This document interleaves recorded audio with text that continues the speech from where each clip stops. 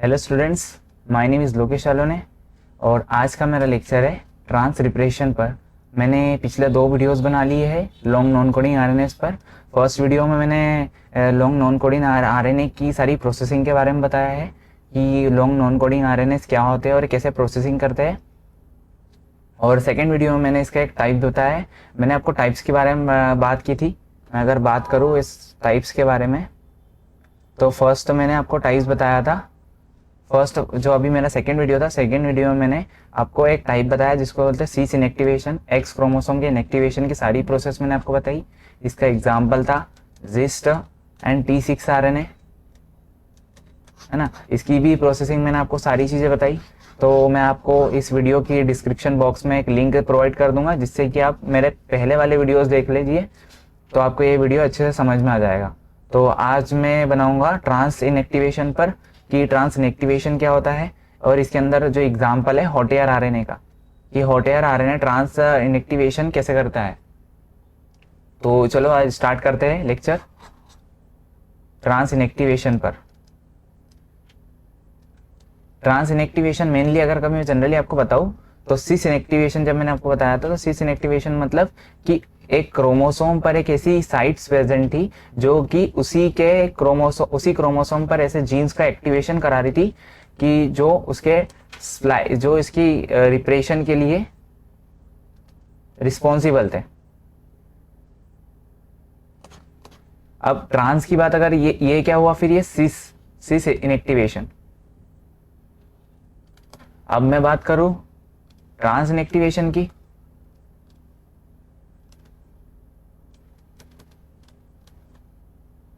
Trans inactivation में क्या होता है, जनरली एक mRNA एक जीन से एक डीएनए सीक्वेंस से एक ऐसे प्रोटीन का ट्रांसक्रिप्शन, mRNA का ट्रांसक्रिप्शन होता है और एक प्रोटीन का ट्रांसलेशन होता है एक जीन से, जो कि एक दूसरे जीन पर जाकर बाइंड होता है और उसको इनहिबिट कर देता है, उसकी प्रोसेस को इनहिबिट कर देता है, मतलब रिप्रेशन कर देता है। तो इस टाइप के रिप्रेशन को हम क्या बोलते हैं, ट्रांस रिप्रेशन, जिसमें कि एक जीन दूसरे जीन के ऊपर जाकर इसको इनहिबिट कर रहा है, एक जीन का प्रोटीन। तो आपको एक बेसिक समझ में आ गया होगा कि ट्रांस इनएक्टिवेशन क्या होता है ना। तो आज अब हम इसके बारे में पढ़ते हैं।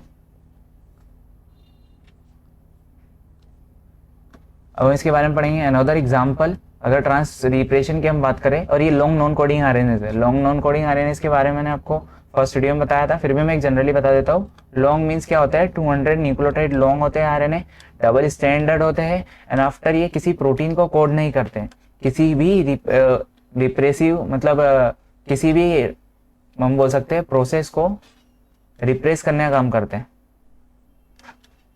तो रिप्रेसर की तरह वर्क करते हैं। Another example of transcriptional repression, repression करा रहा है तो transcriptional repression by long non coding RNA was discovered recently by researcher. और ये किसने, रिसर्चर की स्टडी में डिस्कवर्ड हुआ है। And function of non coding RNA transcribe from the region encoding the cluster of Hox gene. और इसके अंदर एग्जांपल्स क्या लिया इन्होंने, हॉक्स जीन का, हॉक्स जीन का एग्जांपल है ना।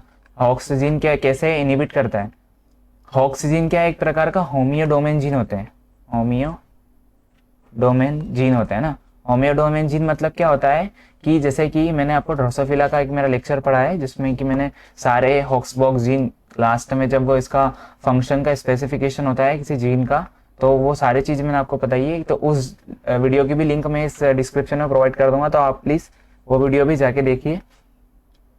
हॉक्स जीन मतलब क्या होता है कि ये जैसे कि एक एग्जाम्पल लो, हमारा ए जीन ये किसी सी जीन को इनहिबिट कर रहा है, तो ये सी जीन भी ए जीन को रेसिप्रोकली इनहिबिट करता है और ये एक दूसरे की एक्टिविटी को इनहिबिट करते रहते हैं और ये एक दूसरे की जगह पर एक्सप्रेस होते रहते हैं, है ना। तो इसको हम क्या बोलते हैं, हॉक्स जीन या होमियोडोमेन जीन, हॉक्सबॉक्स जीन होते हैं। And this Hox G locus is clustered human fibroblast. Hox C locus के बारे में बता रहे हैं कि ये कल्चर्ड होता है, ह्यूमन फाइब्रोब्लास्ट का जीन है। And deletion of 2.2 kb non coding RNA expressed from the Hox C locus by the siRNA। और हॉक्स सी लोकस से एक आरएनए फॉर्म हो रहा है and then unexpectedly led to depression of the Hox D locus. और ये जाकर किस पे बाइंड हो रहा है? हॉक्स डी लोकस पर। अगर मैं आपको इसकी प्रोसेस बताऊं तो ये डायग्रामेटिकली कि इसमें जनरली क्या हो रहा है, ये एक प्रकार का जीन है प्रेजेंट है जो कि किसके लिए कोड कर रहा है? हॉक्स सी क्लस्टर को कोड कर रहा है। अब यहाँ पर कोई भी एक्टिवेटरी प्रोटीन आकर बाइंड करता है, हॉक्स सी लोकस क्या होता है? एमआरएनए, हॉक्स सी एमआरएनए में ट्रांसक्राइब होता है। यहाँ पर क्या हो रहा है? ट्रांसक्राइब हो रहा है। अब ये ट्रांसक्राइब आरएनए क्या करता है? जाकर बाइंड करता है किसी भी पॉलीकॉम प्रोटीन के साथ में। मैंने आपको बताया था पॉलीकॉम प्रोटीन क्या है, एक प्रकार ये किसी भी प्रोसेस की रीमॉडलिंग को एक्टिवेट कराने का काम करता है ना, रीमॉडलिंग कॉम्प्लेक्स को, जैसे कि PRC2। ये पॉलीकॉम प्रोटीन जाकर बाइंड करता है किससे?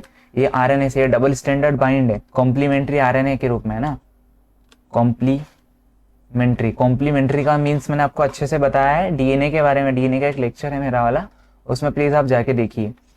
तो कॉम्प्लीमेंट्री नेचर का होता है ऑक्सी आरएनए, और ये कॉम्प्लीमेंट्री बाइंड करता है किससे? PRC2। इसको हम क्या बोल रहे हैं? पॉलीकॉम प्रोटीन। और ये पॉलीकॉम प्रोटीन किसको एक्टिवेट कराने का काम कर रहा है? रीमॉडलिंग कॉम्प्लेक्स को। रीमॉडलिंग कॉम्प्लेक्स मतलब ये रिप्रेशन वाले रीमॉडलिंग कॉम्प्लेक्स है ना, रिप्रेशन वाले कौन कौन से थे? CHD protein and NURD। इसके पास में कौन सी डोमेन प्रेजेंट होती है? इसके पास में ये दोनों प्रोटीन जो रिमॉडलिंग कॉम्प्लेक्स प्रोटीन होते हैं, इनके पास में डोमेन होती है क्रोमोडोमेन। और ये क्रोमोडोमेन क्या करते हैं? ये H3 के 27 पर मिथाइलेशन का काम करते हैं ना, H3 के 27 मिथाइलेशन का काम करते हैं। H3 मतलब हिस्टोन की 3rd यूनिट पर है ना, हिस्टोन 3rd H3 पर, जो कि टेट्रामर बना रहे थे ना, टेट्रामर बना रहे थे कि लाइसिन 27 पर मिथाइलेशन करते हैं। और मिथाइलेशन के थ्रू क्या होता है? यहाँ पर कॉम्पेक्शन होता है। कॉम्पेक्शन मीन्स मैंने इसकी जो सेकेंड वीडियो बनाया है उसके अंदर आपको अच्छे से समझाया है रिप्रेशन और एक्टिवेशन की प्रोसेस, तो आप वो वीडियो जाकर देख लीजिएगा। तो ये कॉम्पेक्शन कराते हैं हिस्टोन की एफिनिटी को बढ़ाते हैं। अब हिस्टोन की एफिनिटी जैसे ही बढ़ती है हमारी वाली, तो ये हिस्टोन प्रोटीन एक दूसरे से जाकर बाइंड करते हैं, और बाइंड करने पर कॉम्पेक्शन फॉर्म करते हैं। और ये कॉम्पेक्शन फॉर्म होने के बाद में यहाँ पर कोई भी जो एक्टिवेटरी रीजन होता है हमारे पास उस जीन का, वो विजिबल नहीं होता है। और इसकी विजिबिलिटी नहीं होने के कारण कोई भी एक्टिवेटरी प्रोटीन आकर जाकर वहाँ पर बाइंड नहीं कर सकता, और बाइंड नहीं करेगा तो वह सारी एक्टिविटी को रिप्रेस कर देगा।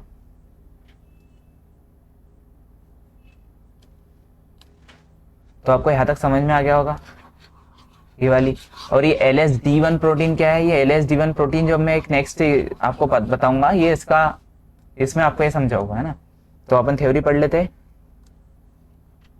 The multiple other non coding RNA in this cell assay similar to chromatin immunoprecipitation show that these non-coding RNA and named as the hot pair RNA। और इसको हमने क्या नाम दिया? एक नेक्स्ट जो RNA हमने एक और किया, क्या नाम है उसका? Hot pair RNA। फर्स्ट हमने क्या पढ़ा? हॉक्स सी, जो ये जाकर किसके ऊपर बाइंड कर रहा है? ये किससे बाइंड कर रहा था? पॉलीकॉम प्रोटीन से है ना, पॉलीकॉम प्रोटीन से बाइंड करके किसको इनिबिट कर रहा था? मतलब H3 के 27 पर मिथाइलेशन किसके ऊपर करा रहा था? हॉक्स डी लोकस पर, और इसको इनिबिट करा रहा था। तो ये हमारे पास क्या हुआ? एक प्रकार का ट्रांस रिप्रेशन हुआ। Trans means one gene transcribe into the gene से and then transfer on the other gene and inhibit their processivity. तो उसकी प्रोसेसिविटी को इनिबिट कर रहा है ना। आपको ये चीज समझ में आ गई होगी। And then association result histone H3 के 27 डाइमिथाइलेशन एंड ट्राइमिथाइलेशन PRC1 और PRC1 एंड PRC2। ये दोनों पॉलीकॉम प्रोटीन के थ्रू ही ये ट्राइमिथाइलेशन करा रहा है ना हिस्टोन की प्रोटीन पर। And this process similar to the recruitment of polycomb complex by Xist RNA। ये मैंने आपको एक जिस्ट RNA के बारे में बताया था जो कि सिस स्प्लाइसिंग करा था। प्रोसेसिंग सबकी सेम ही है कि ये रिमॉडलिंग कॉम्प्लेक्स को एक्टिवेट करा रहे हैं, ये सारी प्रोसेसिंग सेम है जो मैंने आपको फर्स्ट वीडियो में सारी क्लियर कराई थी। ये सारी प्रोसेसिविटी सेम है, बट बस में डिफरेंस ये सिस स्प्लाइसिंग का सिस रिपरेशन का और ट्रांस रिपरेशन का, इनका मीन्स आप अच्छे से देख लेना। And once again redundant mechanism of repression, HOX-D must exist because extensive but less complete repression of Hox-D locus continue in the appropriate cell in the mouse embryo with a homozygous hot air knockout mutation। और ये एक प्रकार का mutation cause भी करता है। अगर कभी जैसे ये बोल रहा है, इस लास्ट वाले पॉइंट में क्या बोला है, normally long non coding RNA क्या करते हैं हमारे पास, किसी भी ट्रांस रिप्रेशन का काम कर रहे हैं। अगर कभी इनमें थोड़ा सा भी म्यूटेशन होता है तो म्यूटेशन, अगर हम मोलिकुलर की बात करें तो मोलिकुलर में अगर सम टाइम भी कोई सम पार्ट्स में भी अगर म्यूटेशन हो रहा है, जैसे डीएनए के कोई न्यूक्लियोटाइड्स में भी अगर म्यूटेशन हो रहा है तो ये म्यूटेशन या फ्लक्चुएशन होता है, तो ये म्यूटेशन कॉज कराता है। और ये म्यूटेशन के थ्रू क्या होता है, यहाँ पर जो भी स्पीशीज होती है वो डेथ हो जाती है या फिर उसके अंदर बहुत से डिसीज का डिसीज फॉर्म हो जाती है। डिसीज के थ्रू क्या होता है, उस ऑर्गन का रिप्रेशन हो जाता है, उसकी सारी प्रोसेसिविटी रिप्रेस्ड हो जाती है। तो ये सारी रिप्रेशन आपको समझ में आ गया होगा, जो कि मैंने एक अच्छे से बेसिक टर्म में आपको समझाया। अब हम नेक्स्ट बात करते हैं सिस एक्टिवेशन की। सिस एक्टिवेशन मैंने आपको एक अच्छी सी प्रोसेस बताई। फर्स्टली कि सिस इनएक्टिवेशन है ना, सिस इनएक्टिवेशन बताया। अब हम बात करेंगे इसकी सिस इनएक्टिवेशन में हमारे पास एक्स क्रोमोसोम इनएक्टिवेशन था। अब हम बात करेंगे सिस एक्टिवेशन की। अब मैंने आपको एक एक्टिवेशन की प्रोसेस भी बताई थी, जिसके अंदर प्रोसेस सारी सेम होती है। कहाँ तक, बस में एक पॉलीकॉम प्रोटीन जो होता है हमारे पास, पॉलीकॉम प्रोटीन ये चेंज होते हैं, ये पॉलीकॉम प्रोटीन चेंज होते हैं। जैसे सिस्ट की मैंने आपको बताई थी सारी प्रोसेसिविटी ये सारी सेम होती है, बट इसमें पॉलीकॉम प्रोटीन चेंज होगा और इसकी वाली डोमेन जो हमारे पास रीमॉडलिंग कॉम्प्लेक्स होता है,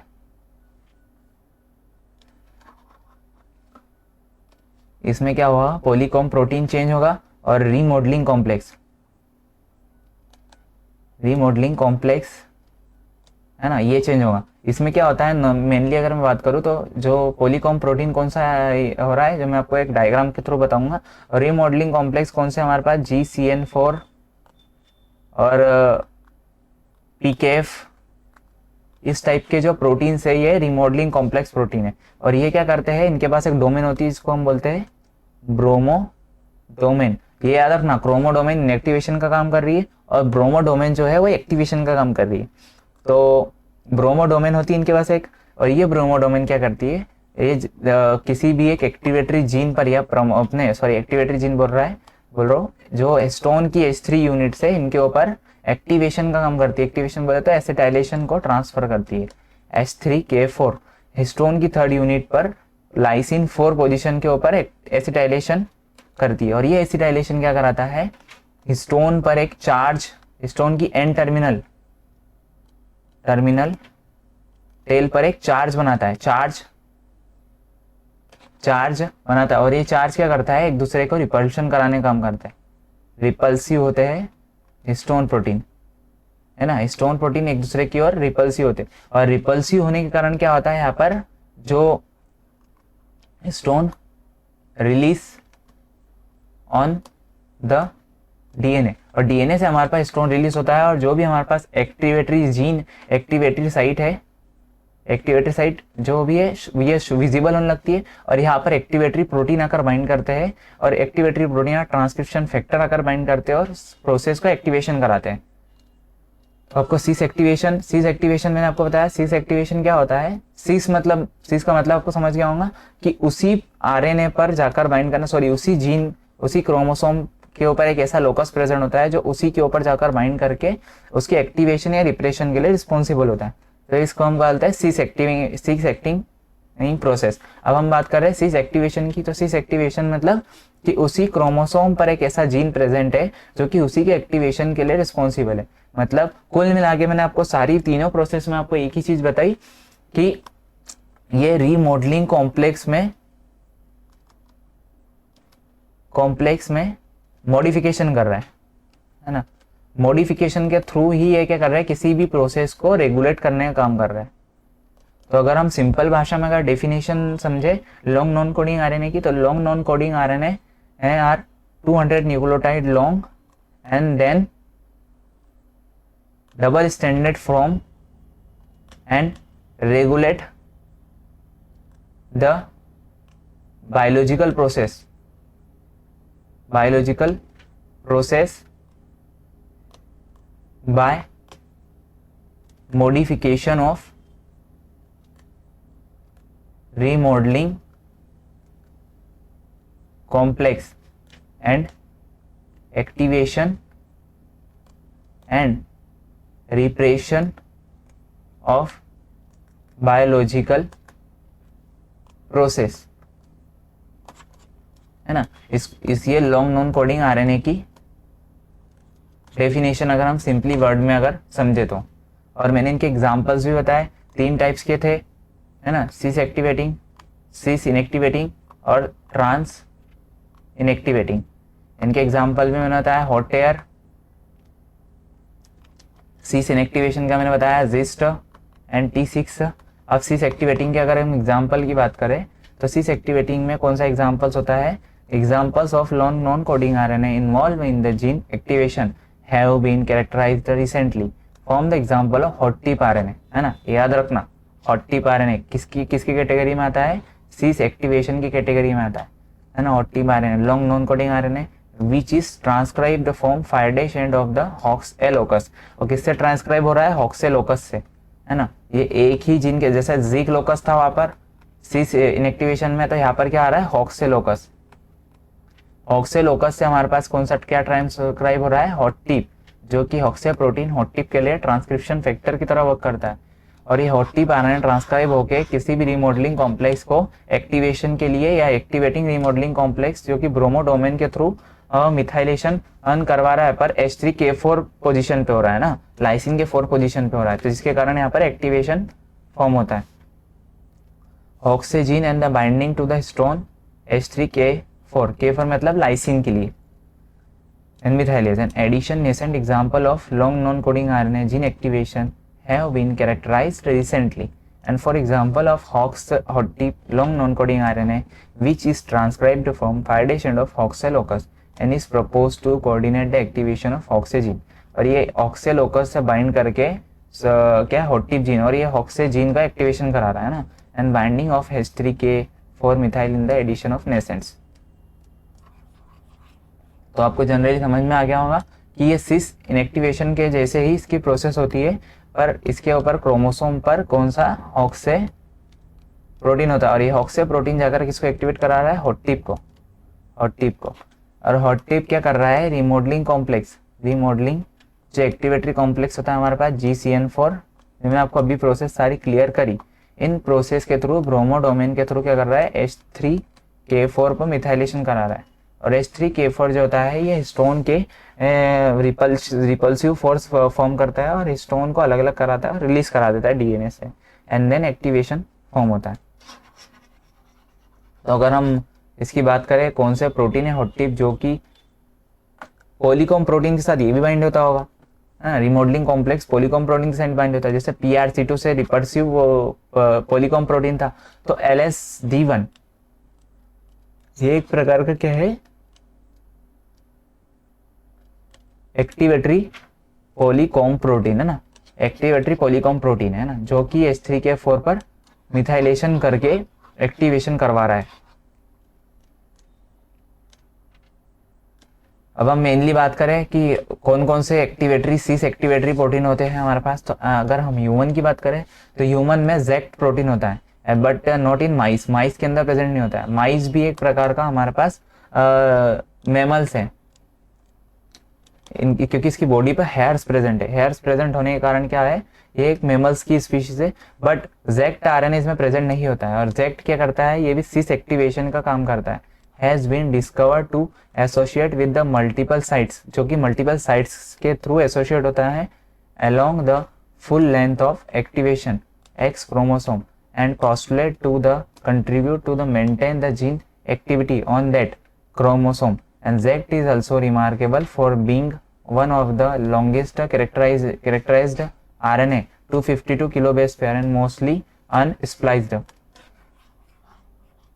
तो अगर हम ह्यूमन की बात करें तो ह्यूमन के अंदर क्या है, ZECT RNA प्रेजेंट है ना, जो कि सिस एक्टिवेशन का काम करता है, एक्टिवेशन का काम करता है। और सिस एक्टिवेशन ये कितना 252 किलो बेस पेयर्स का है और लॉन्ग आरएनए है ना, डबल स्टैंडर्ड फॉर्म में होता है। और डबल स्टैंडर्ड किसके थ्रू होते हैं, ये कॉम्प्लीमेंट्री नेचर के होते हैं ना, कॉम्प्लीमेंट्री नेचर के होते हैं।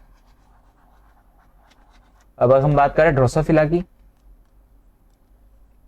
तो ड्रोसोफिला में इक्वल एक्सप्रेशन, अगर आपने ड्रोसोफिला के अंदर अगर पढ़ा होगा, मैंने एक ड्रोसोफिला का वीडियो लिया है, तो ड्रोसोफिला की वीडियो में मैंने आपको इसकी जीन स्प्लाइसिंग के बारे में बताया था कि इसकी स्प्लाइसिंग कैसे होती है जीन्स की। मेनली क्या होता है, इसके अंदर एक ईयरली जीन होता है और एक लेट जीन होता है। और जैसे ही अगर किसी फीमेल में जैसे ईयरली जीन अगर एक्टिवेट होता है तो एक्टिवेट कराता है लेट जीन को के अंदर जो भी प्रोटीन्स होते हैं, जैसे कि TRA1 TRA2, इनके इनिबिशन को रोकता है, इनके इनिबिशन को रोकता है। और इनिबिशन को रोकने से ये क्या करता है, यहाँ पर female specific DSX gene form होते हैं। ये सारी स्प्लाइसिंग मैंने अच्छे से एकदम क्लियर करके आपको एक वीडियो में समझाइए, उसकी लिंक मैं डिस्क्रिप्शन बॉक्स में डाल दूंगा, तो ये आप देख लेना।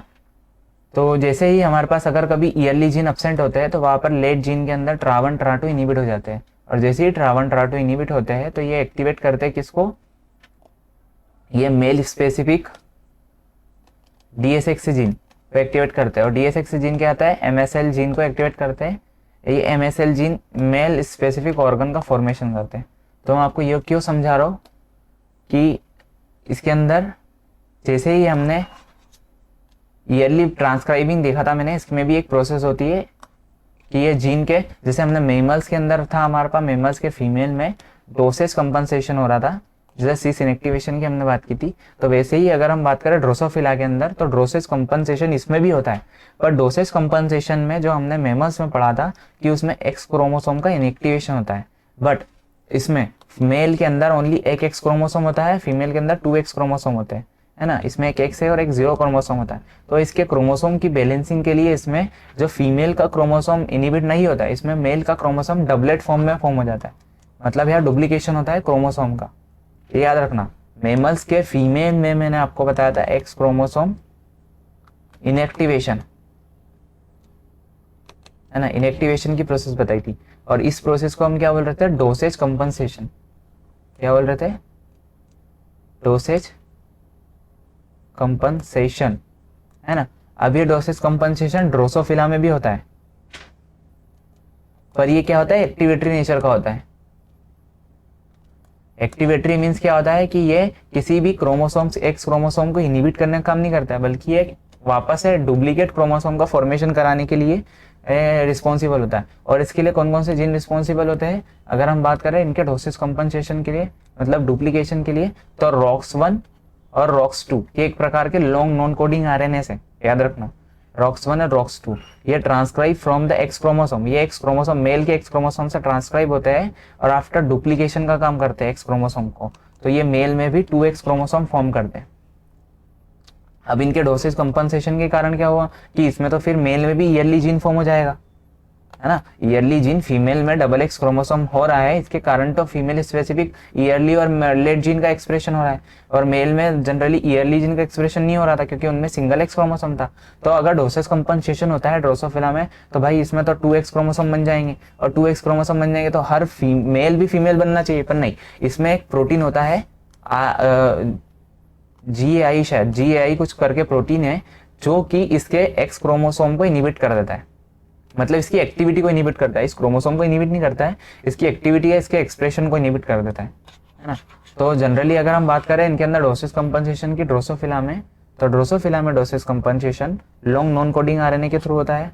और ये लॉन्ग नॉन कोडिंग RNA कौन कौन से होते हैं, ROX1 एंड ROX2, जो कि किसको एक्टिवेट कराने का काम करते हैं, ये एक्टिवेटरी जो भी मैंने सारी प्रोसेस बताई उनको एक्टिवेट कराने का काम करता है ना। और ये female male specific MSL gene को एक्टिवेट कराने का काम करते हैं। ROX and ROX2 are associated with several protein encoded by MSL gene and this spread in the X chromosome specifically, and this the long non-coding RNA protein complex spread over the X mammals के अंदर। तो मैंने ZIST की अगर process बताई तो ये X mammal के अंदर था, पर अगर हम ड्रोसोफिला की बात करें तो ड्रोसोफिला के अंदर डुप्लीकेशन हो रहा है ना, ये चीज याद रखना। ड्रोसोफिला में भी और मेमल्स में भी डोसेज कंपनसेशन होता है, पर ह्यूमन की अगर हम बात करें तो उसमें इनएक्टिवेशन हो रहा है। अगर मेल ड्रोसोफिला की बात करें तो वहां पर एक्टिवेशन हो रहा है ना।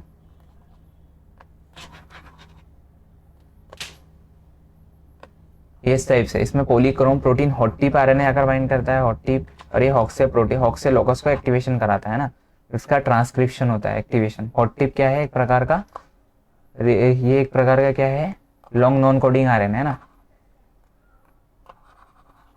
ये क्या है, लॉन्ग नॉन कोडिंग आरएनए, और ये किसी प्रोटीन के साथ में बाइंड होता है। प्रोटीन कौन सा होता है, LSD1, LSD1 प्रोटीन। और LSD1 प्रोटीन हॉक्से प्रोटीन के लोकस को ब्रोमोडोमेन की हेल्प से, जो कि किसके पास प्रेजेंट है, ये ब्रोमोडोमेन, ये रीमॉडलिंग कॉम्प्लेक्स के पास है ना,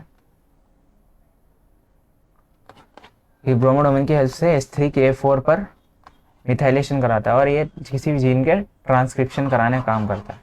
तो ये आपको तीनों प्रोसेस अच्छे समझ में आ गई होगी, और तीनों प्रोसेस को मैंने एकदम डिटेल में और एकदम स्टेप बाय स्टेप मैनर में बताया कि एक, जैसे कि सारी प्रोसेस आपको कुछ भी नहीं पता हो, फिर भी मैंने आपको सारी चीजें एक एक करके समझाया कि रिमॉडलिंग कॉम्प्लेक्स क्या है, कैसे स्टोन प्रोटीन से बाइंड होता है DNA, ये सारी चीजें मैंने आपको एकदम बेसिक तौर से समझाई है अपनी लैंग्वेज में।